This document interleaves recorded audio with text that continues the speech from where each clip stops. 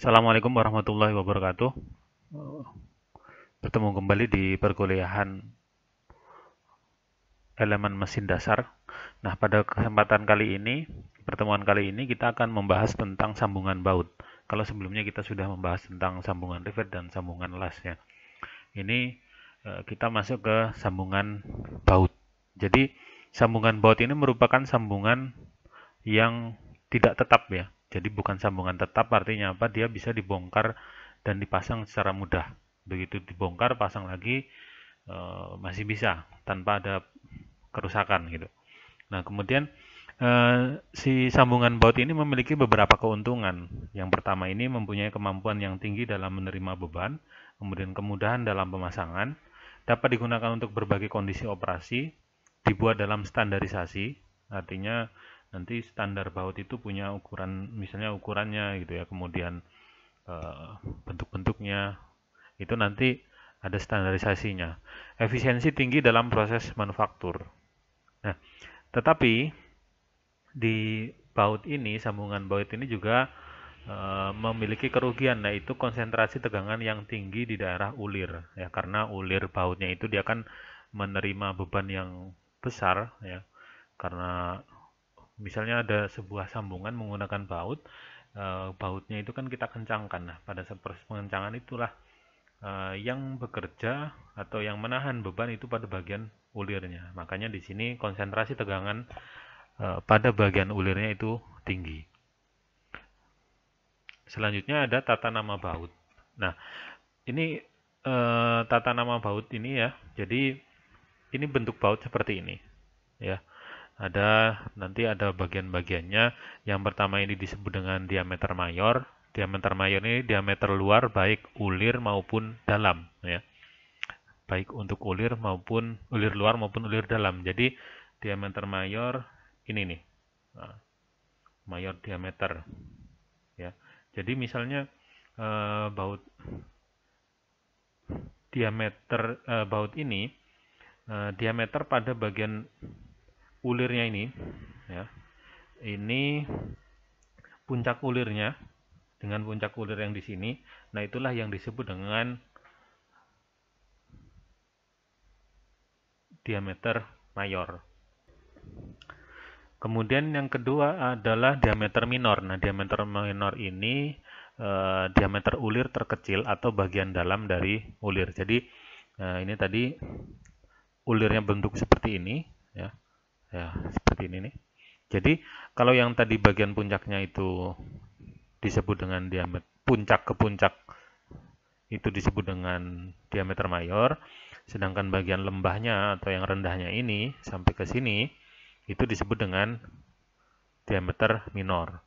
Nah, ada juga yang disebut dengan diameter pitch. Nah, ini diameter pitch ini hanya lingkaran imajiner atau istilahnya barang itu lingkaran itu hanya sekedar imajiner, diimajinasikan bahwa di situ tidak benar-benar terlihat lingkaran ya. Nah, ini disebut juga diameter efektif dari baut tersebut. Nah, kemudian yang keempat ini ada pitch. Pitch ini adalah jarak yang diambil dari satu titik pada ulir ke titik berikutnya dengan posisi yang sama. Nah, rumusnya adalah pitch sama dengan 1 dibagi jumlah ulir per panjang baut. Nah, jadi secara sederhananya pitch-nya ini nih. Di sini pitch-nya. Nah, misalnya kita mengukur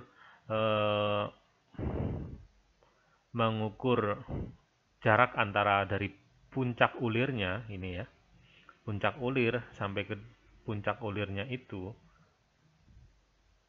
ini bisa kita sebut sebagai pitch-nya. Nah, ya. Atau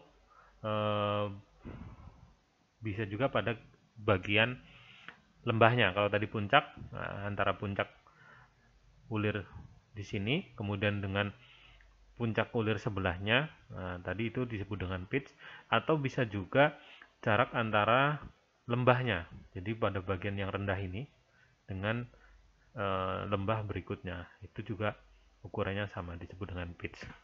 Nah, kemudian ada yang namanya lead. Lead adalah jarak antara dua titik pada kemiringan yang sama atau jarak lilitan.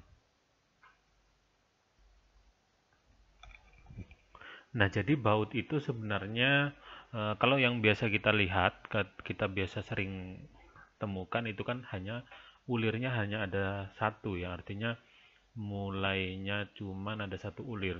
Nah, sebenarnya ada beberapa jenis, ada yang satu, ada yang dua, ada yang tiga mungkin, bahkan ada yang empat gitu ya.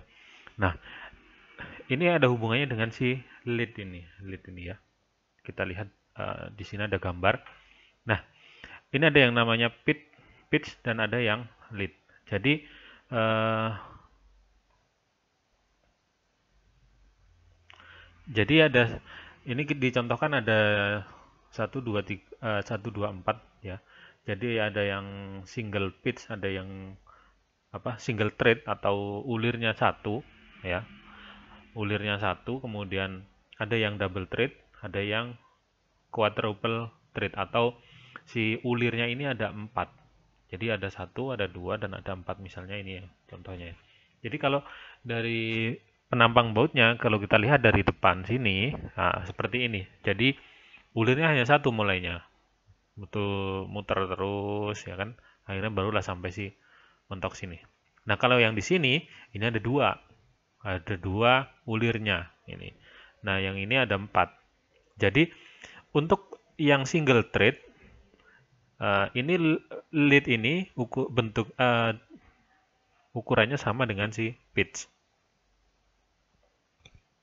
Nah, sedangkan kalau yang di double thread, karena dia ada dua, ini maka ukuran lead-nya ini berbeda.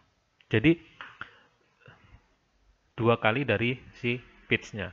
Kenapa? Karena dia double thread.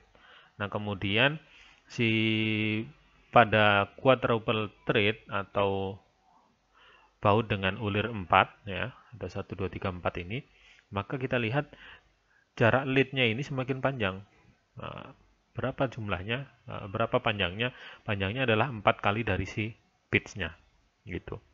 Jadi kalau single thread dia pitch-nya sama dengan lead, nah, kemudian kalau yang double thread ini lead-nya 2 kali dari pitch-nya, sedangkan yang di quadruple thread atau ulir 4 ulir, ini lead-nya 4 kali dari pitch-nya.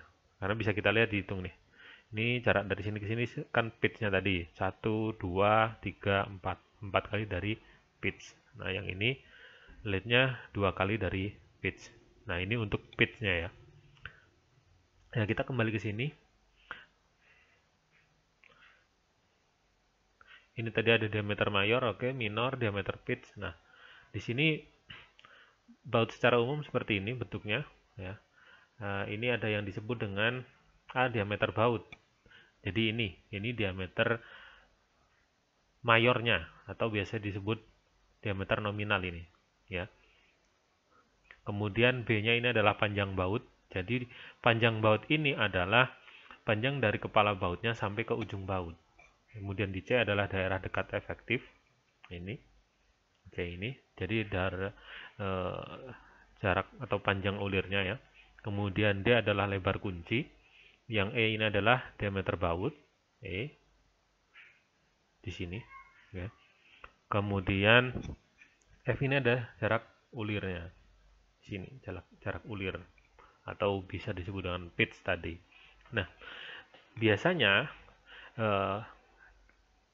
dalam kehidupan sehari-hari yang keliru kita lakukan, yang biasa kita sebut baut, misalnya baut 10, maka yang biasa kita sebutkan ini adalah lebar kuncinya ini ya. Ini yang biasa kita temukan atau biasa kita sering dengar di bengkel-bengkel motor, misal bengkel mobil.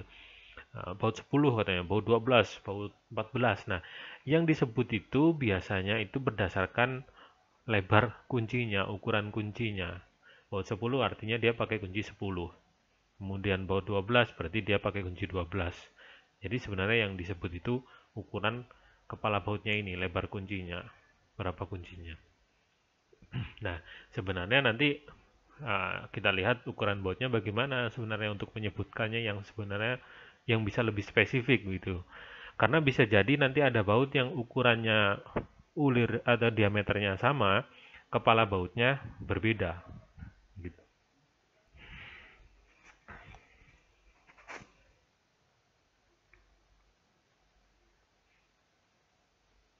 Nah, ini jenis-jenis baut yang biasa digunakan. Ada yang namanya through bolt, kemudian ada tab bolt, ada stud bolt. Jadi kalau yang ini baut tembus, ya. Kemudian ini ada baut tab, artinya dia tidak menggunakan mur ya kalau ini ya, tidak menggunakan mur. Jadi misalnya ada dua komponen ini disatukan, yang ini berulir, kemudian yang bautnya kita pasangkan untuk mengencangkan atau menggabungkan part ini ke sini. Ini yang disebut dengan baut tab. Ada lagi yang namanya baut tanam atau stud bolt tadi ya, stud bolt. Ini baut tanam. Nah, jadi bautnya ini terpasang masuk ke komponen yang di sini, yang utamanya ini. Bautnya kemudian kita pasang komponen berikutnya ini, kemudian barulah dipasang murnya. Nah, ini yang disebut dengan baut tanam atau stud bolt. Nah, ini jenis-jenis skrup yang biasa digunakan, ya, seperti ini, berbagai macam bentuk kepalanya, kemudian, nah ini apa namanya, tata nama ulir. Jadi nama-nama bagian ulirnya. Ulir dalam ya, di sini ulir dalam, ini, kemudian di sini ulir luar untuk baut. Jadi satu bagian ini ada yang disebut dengan sudut ulirnya.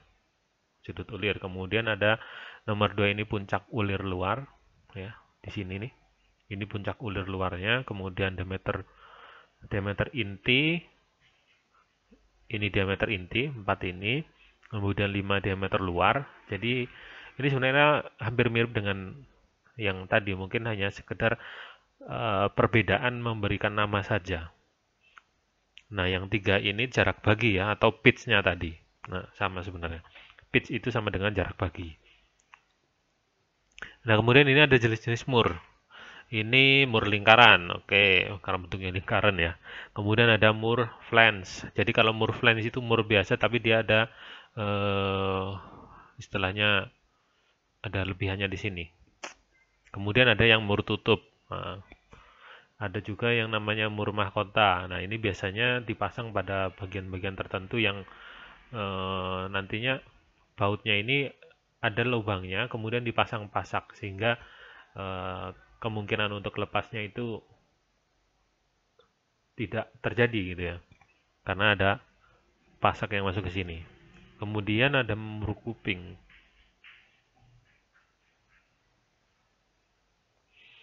Nah, mur kuping ini biasa disebut juga mur kupu-kupu. Ini biasa sih kalau untuk mur kuping ini digunakan pada bagian yang tidak terlalu kencang.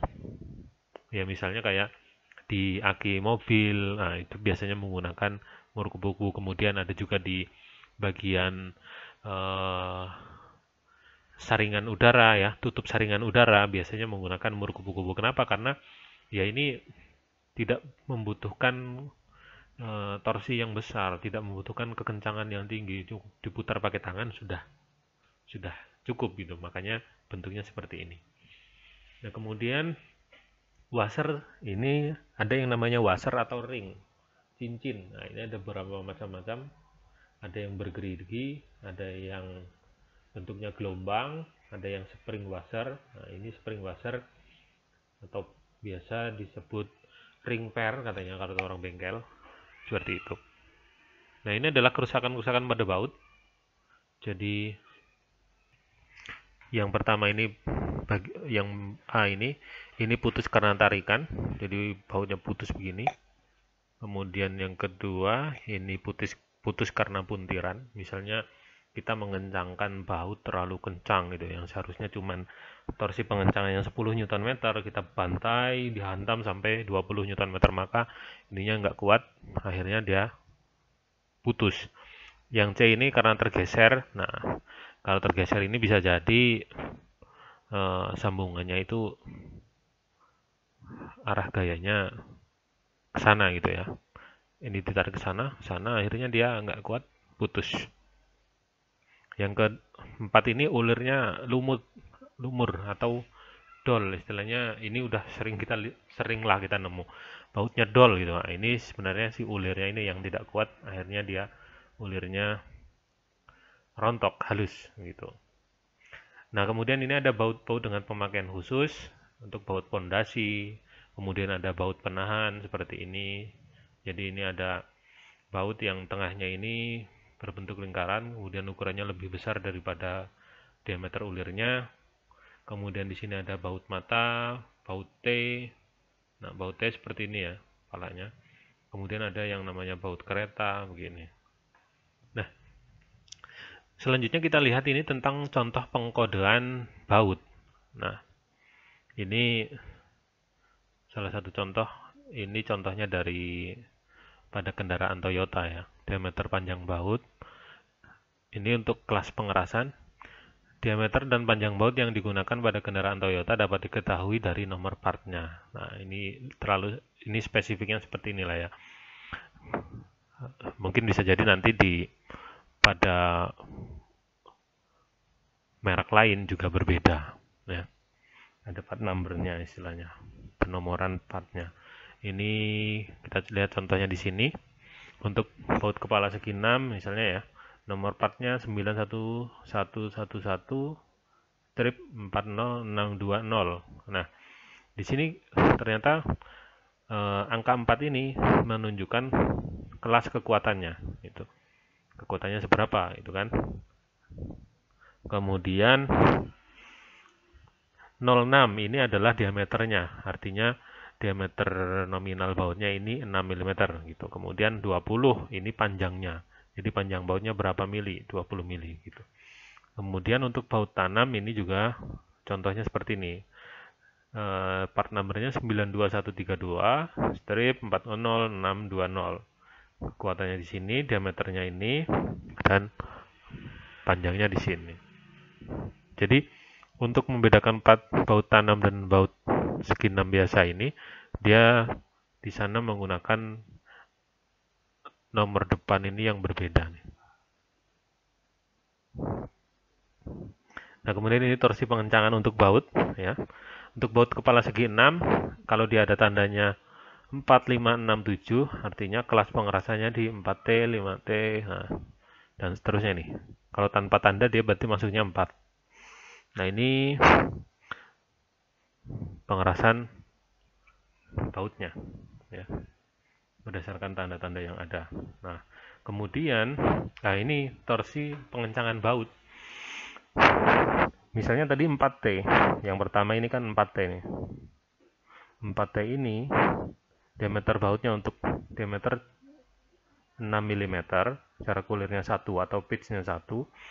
Kemudian untuk baut segi 6 maka dia kekencangannya 55 kg cm atau 5,4 Nm atau 48 in lb atau foot inch ya. Nah, contoh berikutnya kita lihat kalau misalnya kelas pengerasannya 4T ya. Kemudian diameter ulirnya, diameter nominal bautnya atau ulirnya ini 10 mm, maka kemudian untuk jarak ulirnya 1,25, maka momen yang dianjurkan ini 260 kg cm gitu. Tapi dia kalau untuk baut segi 6 dengan plat, jadi baut segi 6-nya ada platnya, ada ringnya gitu ya, itu bisa lebih tinggi 290 kg cm gitu. Nah, intinya untuk biasanya di kendaraan, kemudian di mesin-mesin itu sudah ada ketentuan khusus dari pabriknya. Misalnya istilahnya ada buku manualnya. Nah, buku manualnya nanti di sana biasanya tercantum baut ini kekencangannya sekian Newton meter untuk torsi pengencangannya ya.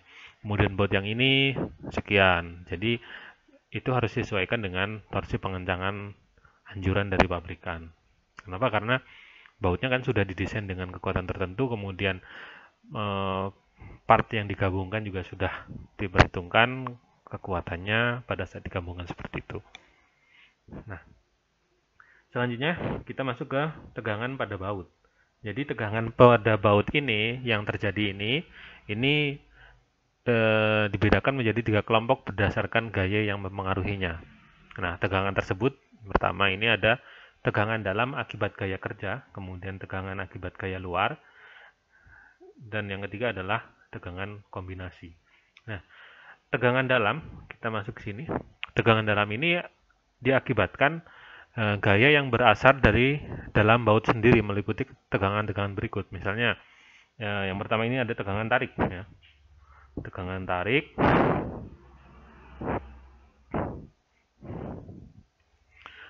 Untuk tegangan tariknya, gaya awal pada baut yang terjadi, ini dirumuskan Fc. Ya.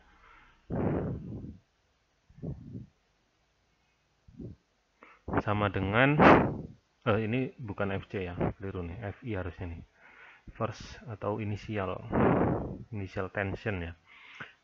Nah ini seharusnya FI nih, FI sama dengan 284 dikali dengan D. Ini untuk dalam satuan kilogram, sedangkan dalam satuan Newton ini menjadi FI sama dengan 2840 dikali dengan D. Itu untuk sistem internasional. Jadi ini untuk satuan Newton, sedangkan ini untuk satuan kilogram. Karena dari Newton ke kilogram itu kan harus dikalikan dengan gaya gravitasi. Nah, ini gaya gravitasinya diambil nilai yang bulatnya 10 Newton 10 kg per meter 10 meter per sekon kuadrat. Nah, sehingga didapatkanlah angka ini 2840 dikali dengan D. Di mana D ini adalah diameter nominal atau diameter mayor dari baut tersebut dalam satuan milimeter. Kemudian ada yang namanya tegangan geser torsional. Nah, ini jika T ini sama dengan torsinya, kemudian J ini adalah momen inersia polar, kemudian ini adalah tegangan geser, tau ya, tegangan geser, kemudian R ini adalah jari-jari, maka berlaku hubungan seperti ini. T per J sama dengan tau dibagi R. Maka untuk tegangan gesernya atau tau sama dengan T per J dikali dengan R. Nah, sedangkan untuk momen inersia polarnya, J sama dengan rumus perhitungannya seperti ini. Pi per 32 dikali DI pangkat 4. Nah, DI dipangkatkan 4. Ini untuk momen inersia polar pada baut. Nah, sedangkan untuk R-nya ya sama dengan DI dibagi 2. Jadi diameter bautnya tadi dibagi dengan 2. Nah, maka dari situ bisa dihitung nanti berapa tegangan gesernya yang terjadi pada baut tersebut, tegangan geser torsional. Nah, kita masukkan nih dari rumus ini tadi. Kita masukkan ke rumus ini tadi, jadinya tau sama dengan T dibagi Pi per 32 DI pangkat 4 dikali DI per 2. Maka bisa kita sederhanakan menjadi tau atau tegangan geser torsional sama dengan 16T, di mana T ini adalah torsinya, kemudian dibagi dengan Pi dikali DI atau diameter bautnya dipangkatkan 3. Nah, rumusnya seperti ini jadinya. Kemudian ada yang namanya tegangan geser pada ulir. Nah, tegangan geser pada ulir yang terjadi ini tahu sama dengan F dibagi P dikali DI dikali B dikali N. Ya. Untuk tegangan geser ulir pada baut, ini kalau baut seperti ini. Nah, sedangkan kalau dia pada mur yang terjadi seperti ini, tahu sama dengan F dibagi Pi D0 dikali B dikali N, dengan DI ini ada diameter minor, kemudian D0 ini DO ini diameter mayor ya. Kemudian B ini adalah lebar ulir pada arah melintang. Kemudian N-nya adalah jumlah ulir. Ini tegangan geser pada ulirnya. Kemudian yang terjadi juga ada namanya tegangan crushing pada ulir. Nah, rumusnya tegangan crushing ini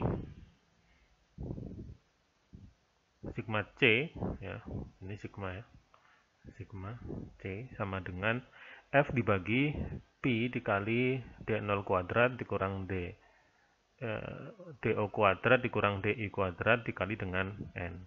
Ini rumus untuk perhitungan tegangan crushing pada ulirnya. Kemudian ada yang namanya tegangan lentur. Nah, tegangan lentur ini sigma B sama dengan X dikali E dibagi 2 kali L, di mana X ini adalah perbedaan tinggi sudut ekstrim mur atau kepala. Kemudian E ini adalah modulo elastisitas bahan baut, sedangkan L ini adalah panjang bautnya. Nah, kemudian ini tadi tegangan dari dalam ya, tegangan dalam.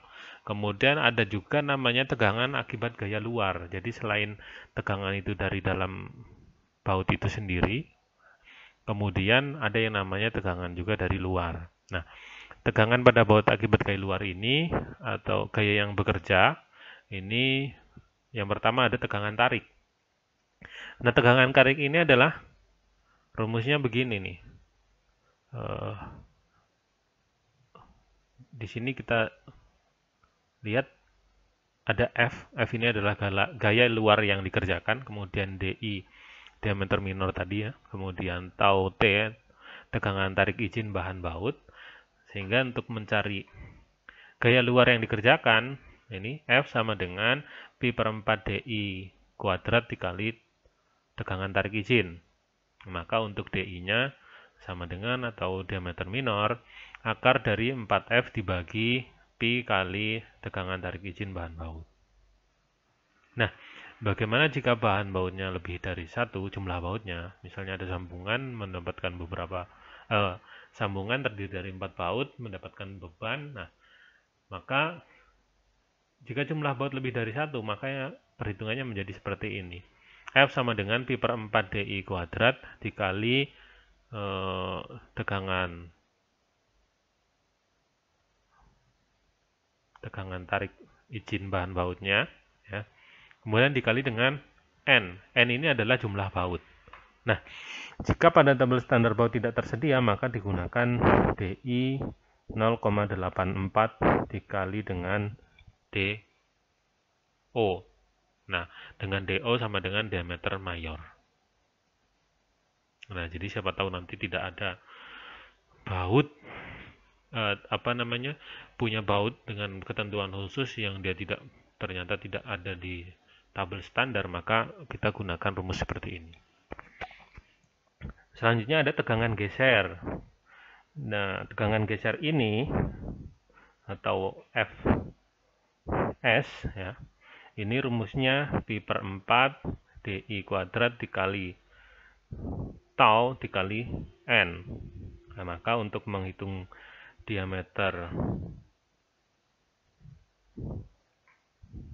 minornya ya, untuk menghitung DI-nya sama dengan akar 4Fs dibagi dengan Pi dikali dengan tegangan gesernya tau dikali dengan jumlah baut.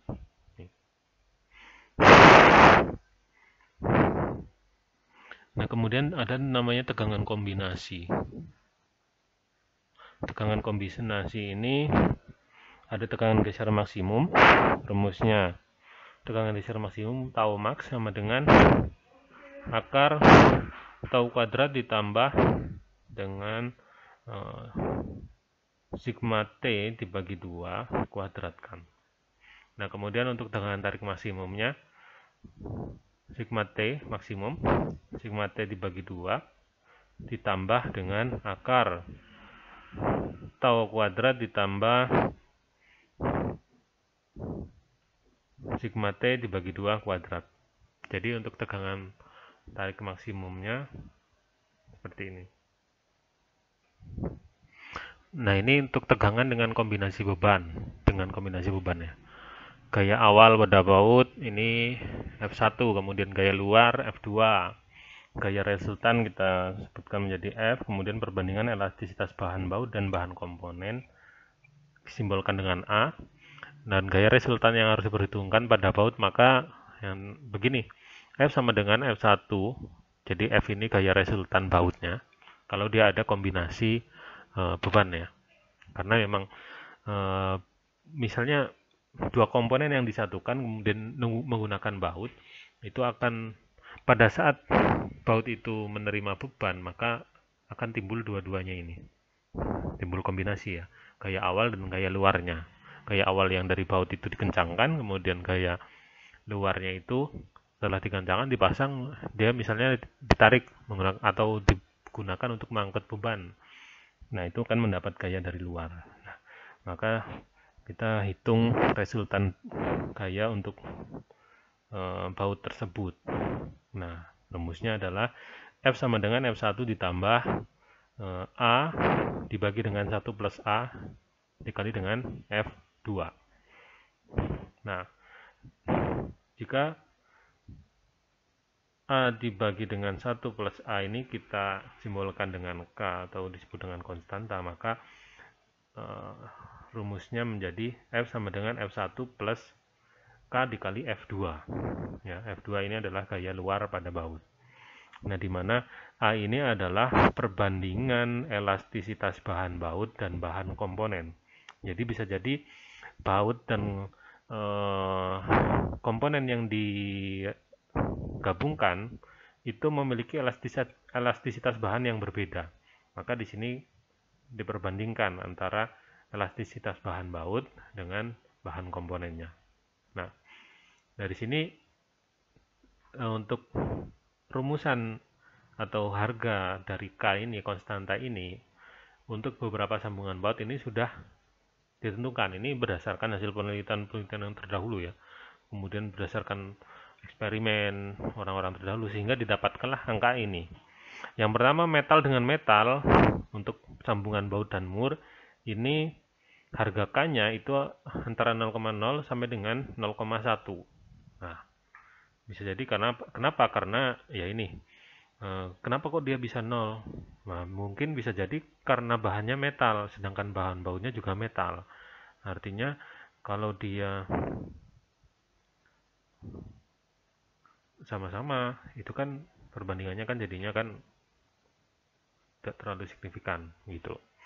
Kemudian ada gasket hard copper, kemudian mur dengan sambungan mur baut panjang. Ini gasket ini packing ya, packing hard copper, berarti dia dari bahan tembaga yang tembaga keras nih. Nilai K-nya 0,25 sampai 0,50. Kemudian ada gasket soft copper, ini tembaga yang lunak nih.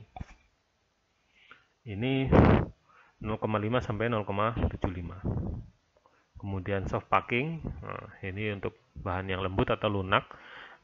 Ini 0,75 sampai 1. Kemudian soft packing dengan baut ulir penuh atau dengan baut stud ya, baut tanam tadi, itu nilai K-nya 1.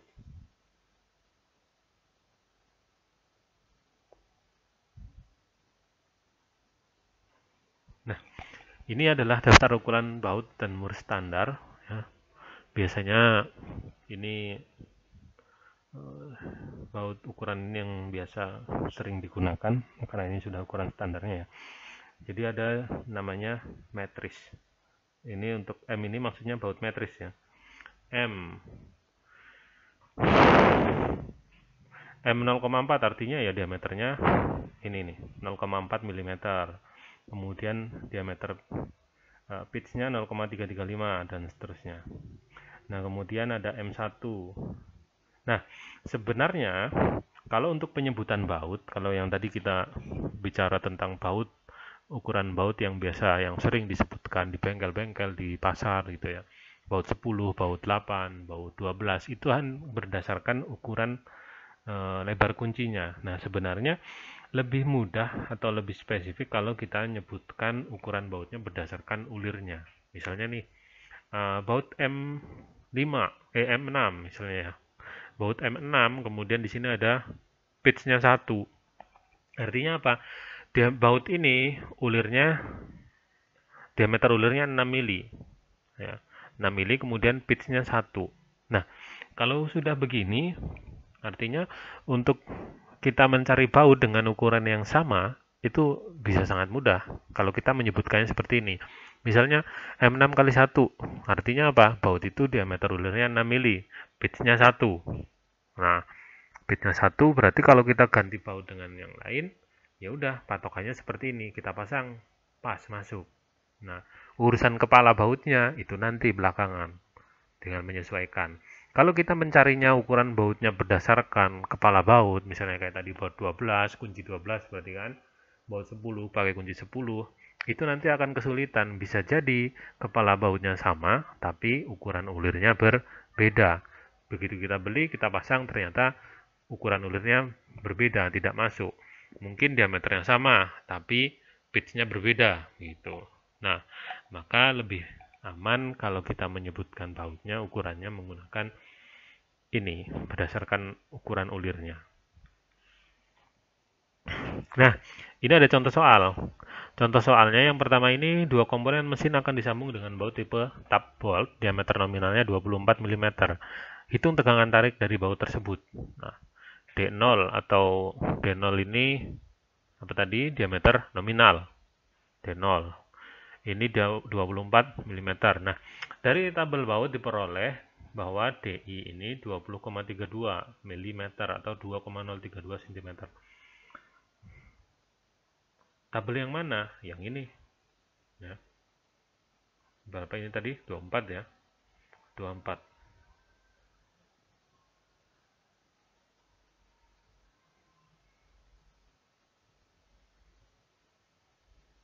Nah, 24. Ini M24 nih. Lihat nih. Kita lihat ini adalah diameter minor ya. Diameter minornya nih. Itu berapa? Ini 20,32. Ini 20,32. Nah, ini dari situ ya ngambilnya. Nah, maka untuk gaya awal bautnya, rumusnya tadi F sama dengan 284 dikali D0. 284 dikali 24. Ya. D0-nya berapa? 24 mili ini kan. Maka didapatkanlah angka 6.816 kg gayanya atau 68.160 Newton. Ini gaya awal bautnya. Kemudian untuk beban aksialnya F sama dengan pi per 4 DI kuadrat dikali dengan tegangan tariknya. Maka ini kita masukkan angkanya 68160 sama dengan pi per 4 dikali 2,032 kuadrat dikali dengan tegangan tariknya. Maka tegangan tarik bautnya yang terjadi, beban aksialnya ini 21.000 Newton per cm persegi. Nah, ini untuk tegangan tarik bautnya. Kemudian kita lihat di nomor 2. Nomor 2 ini sebuah baut digunakan untuk mengangkat beban 60 kN. Nah, ini sudah ada beban luar nih. Kalau tadi hanya beban dari baut itu sendiri, gaya awal tadi ya. Nah, kalau di sini ada gaya luarnya nih. Tentukan ukuran baut yang digunakan jika tegangan tarik izin 100 Newton per mm persegi. Asumsikan ulir kasar. Nah, ini kita bisa lihat di toleransi desain baut. Jawab. Nah, kita harus diketahuinya dulu. F-nya, gayanya tadi ya, 60 kN, berarti 60.000 Newton. Kemudian tegangan tariknya 100 Newton per mm persegi. Nah, hubungan gaya dengan tegangan tarik dari baut, nah F-nya ini tadi kan sudah diketahui, maka kita mencari berapa sih diameternya gitu kan. Nah, rumusnya berdasarkan rumus ini M sama dengan pi per 4 DI kuadrat dikali tegangan tarik, maka kita masukkan, kita pindah posisinya sehingga didapatlah ini DI-nya 4F dibagi akar dari 4F dibagi pi dikali tegangan tarik. Akar dari 4 kali 60.000 ini F-nya dibagi dengan pi dikali 100 Newton per mm. Maka didapatkanlah diameternya 27,64. Nah, dari tabel baut diperoleh baut standar adalah M33 dengan DI 28,706. D0-nya sama dengan 33 mm. Nah, dari sini 27,64 ini kita cari itu di tabel baut tadi. Yang mendekati mana? Ingat, kalau untuk menentukan ini kita cari mendekatinya kita ke atas ya. Karena biar kekuatannya nanti masih aman gitu. Kalau kita ambil yang di bawahnya nanti jadi kurang aman, tidak aman. Maka 27,64 kita cari. 27,64. Nah, di sini kan ada nih M30 25,76. Kemudian di sini ada 28,706. Artinya apa tadi? 27,64 ya. Mana? Oh, di sini 27,64 antara ini ya. Kita tidak bisa mengambil yang M30. Kenapa? Karena yang terhitung tadi melebihi dari yang ada. Artinya apa? Takutnya begitu kita pasang barang itu jadinya tidak kuat. Kenapa? Karena beban yang diterima nanti melebihi gitu. Maka kita untuk mencari amannya kita ambil yang di atasnya. Ambillah ini 28,706 untuk diameter minornya. Maka diameter bautnya, ulirnya ini M33, di mana diameter mayornya 33 mm ini.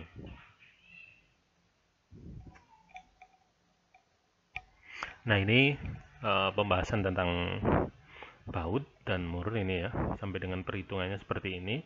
Nah, nanti silakan jika ada hal yang mau ditanyakan bisa ditanyakan langsung. Terima kasih. Assalamualaikum warahmatullahi wabarakatuh.